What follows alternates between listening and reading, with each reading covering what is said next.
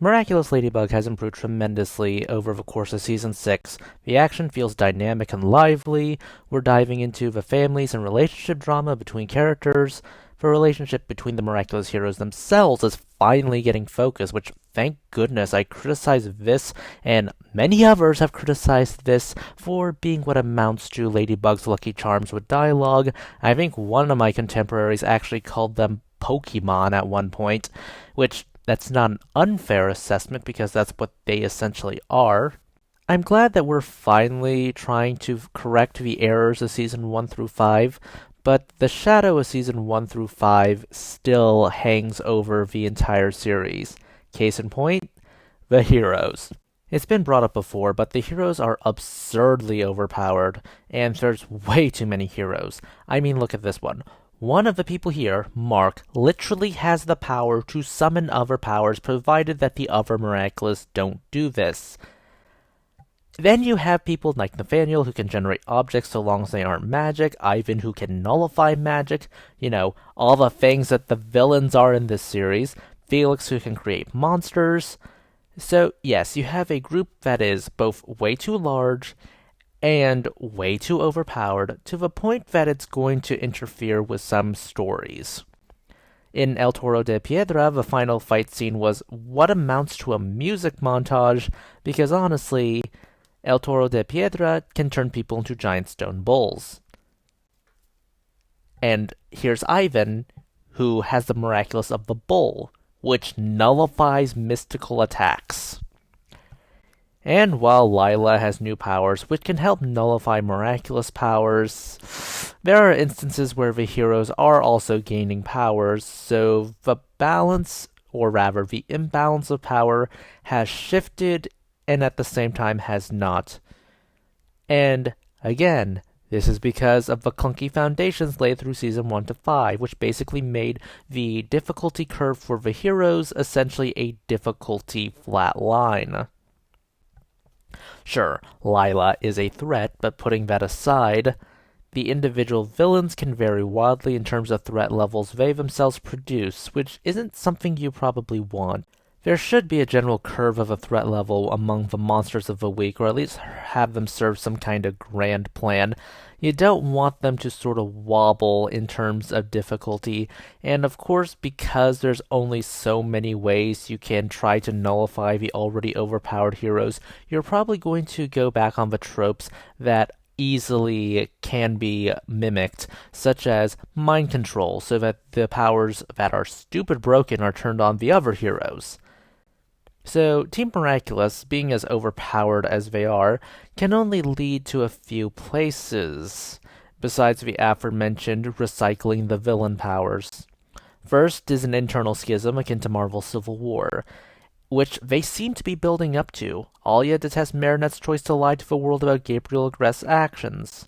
Kagami thinks it's stupid that Marinette hid this detail from the world and Adrian, but she'll defer to her judgment because, she trusts Marinette, I guess, despite all this crap she's pulled. The other option is to have multiple villain factions, each one with their unique features that can fight up against the heroes and not be subject to their overpowered powers. Which, to Miraculous's credit, they are doing this with this Calamity Circle, Cabal, Illuminati, Steel thing. When Tomoe Tsurugi stepped into the role of Gabriel's henchwoman because Natalie didn't want to put up with him anymore, she gave the mayor and later Chloe these security robots which are compatible with magic. She did a lot of other things, such as the whole evil plan, but we'll get into that later. She is clearly the machine of this miraculous cabal, so I assume that she's going to be using robots into her whole evil villain thing. And while these developments with the internal civil war among Team Miraculous and the whole new villain factions arising can fix some issues, there are some problems that these solutions will ultimately end up causing by their implementation. See, when you are developing multiple factions of villains, telling character stories, and developing character relationships as superheroes and civilians might be getting the chainsaw out of this. See, Will that chainsaw go to the character backstories and relationships? Though I wouldn't mind if they cut Zoe, because frankly, she's such a narrative parasite that Chloe is still better. How are you so bad that I am defending Chloe? I don't even like Chloe, and I didn't even like the whole Chloe redemption arc the fans were clamoring for. How do you make me defend her with how bad your writing is? Or they could just take a chainsaw to this cabal of villains, their backstories, their motivations. While I know members of a team will sometimes get the axe because they simply aren't relevant or are a means to an end, I've seen enough Super Sentai to see underdeveloped generals. This feels like something they really should be developing. Then again, they could also possibly take a chainsaw to Lila's role in the story, because so far, she's just teasing. She comes out in disguise, she spies on people. This really isn't so much of a mystery, so much as it's her just sitting around in the background, and that could easily just end up as Lila scheming something, and then it comes in all in like 1 or 2 episodes. This is the sort of logical conclusion of where we are now. The cast has been bloated so much, and they are ridiculously overpowered that the conflicts, well, are starting to lose tension or are not focusing on the fights and the tension.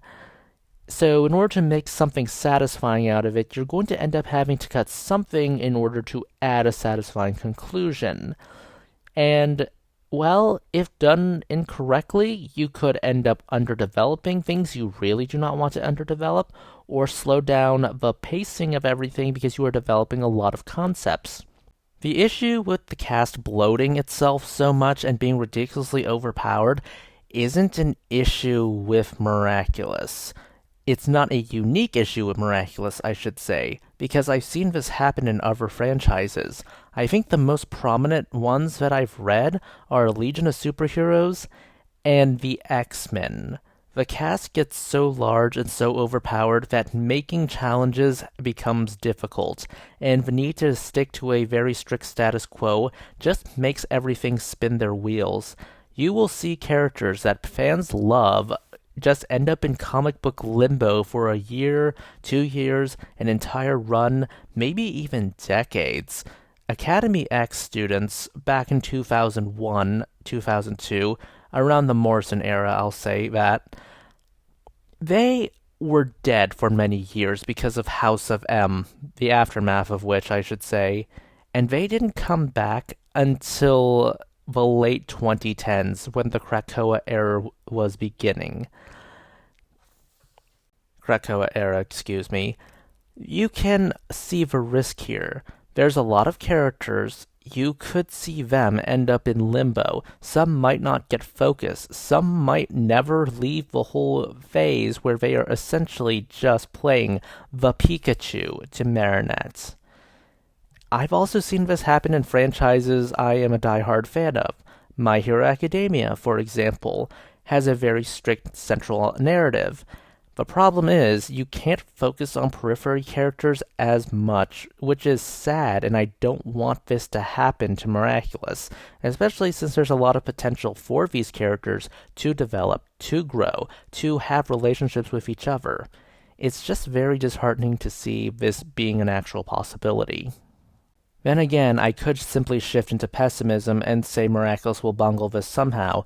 Past precedent is not exactly great, because seasons 1 through 5 had a massive pacing issue and thus caused a massive focus issue and thus caused massive characterization issues. Some things I do not want to see in season 6 and beyond, because I feel like what season 6 is doing is a step in the right direction. I just don't want to regress back into old tropes. Those are just my thoughts. Please consider liking, subscribing, tipping the channel on Ko-fi. This is Cyril signing off.